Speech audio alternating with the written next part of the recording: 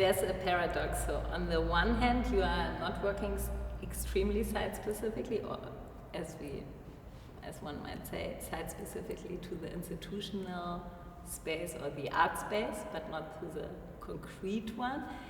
And at the same time, your exhibitions look always different. So, I mean, you have a lot of works. You are a very productive artist. So, if the institutions show, or if you show in the institutions like the same work series, it does not necessarily mean that you show the same works, but even the way it's arranged and how they communicate a lot also with the space, and they get another rhythm, I would say. So this is very interesting to see that the works maybe don't, like the different elements of the works are the same, they don't change, but of course they change a bit with the space. So you react at the same time very much also on the concrete space, in the way how they are put together, how many of them are shown, and how do you feel like, do you think that sometimes you see a work very differently when it's in another context? Yeah, I think it also relates to your first question, because I think even though the weight of every single institution doesn't necessarily alter completely the content of the work, but the work itself, of course, is constantly, it is a set of relationships, so of which the space is the main part. So every time they're shown, they are different because they accommodate the space. So working with space is very important, and I always think about the work in relationship to a specific space. So, and you know, I guess this is a bit of a contradiction what I just said, but in the end, what you end up with is a set of relationships in which the space of the institution, the gallery space, and the museum space in which the work is shown as a major protagonist. Yes. Yeah. And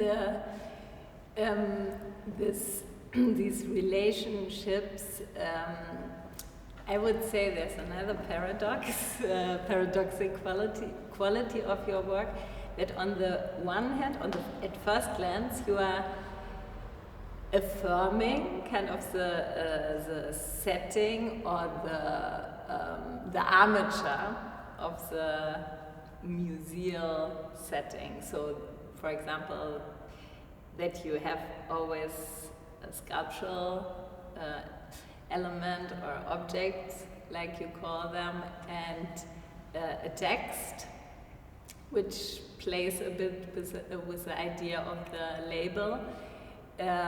So you confirm somehow these settings as first glance, but you complicate this relationship. So it's not, they are integral part of the work. One is not just illustrating the other or explaining the other. So all these, so then the details, you disrupt them, I would say. But you first start with an affirmation, one could really say, I think this word iteration is, it's interesting in your case, because there's always, you change it while you repeat it. How would you, how do you think about this? Yeah, I think it's, it's not, I think it's also a good way to think of it, not necessarily as a, let's say I will use here critique in a broad sense, or a deconstruction. So it's not that. It's not the deconstruction of the elements of display or what it means to exhibit a work, but it's leaning on them a bit for different purposes. So this is how I think of it. So, thinking that maybe the caption is a generative space that I can use to create more further relationships, or to expand the work, or to push it in different directions. So in that way, Yeah, I think there is no real contestation of let's say, the conventional modes of display. But in many of these works, they're kind of leaned on as generative tools through which to realize the work.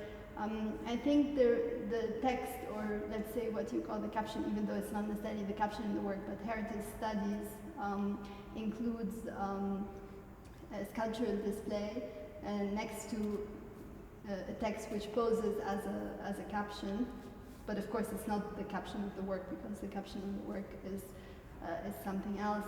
And the relationship between the sculptural display and the text of this caption is not, like you mentioned, it's not illustrative, and the text is not descriptive.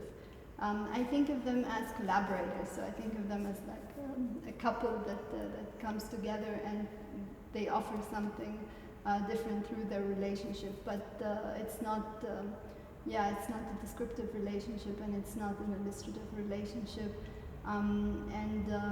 Even though sometimes the object might appear more precious, or for me they're equal elements of the work, so without the text then it wouldn't really be the work.